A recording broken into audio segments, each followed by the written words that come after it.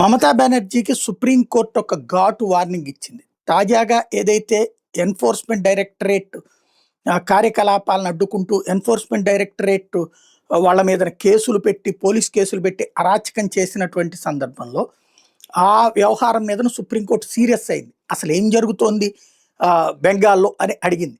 అయితే లేదు వాళ్ళు చాలా దుర్మార్గంగా ప్రవర్తించారు అంటే మేము చూస్తున్నాం, అబ్జర్వ్ చేస్తున్నాం అని.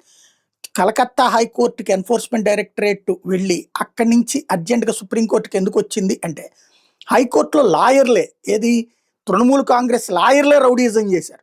మాట్లాడనీయకుండా, చర్యలు తీసుకోనీయకుండా, వివరాలు చెప్పనీయకుండా రచ్చరచ్చ జడ్జి గారు ఎదురుగుండానే చేశారు.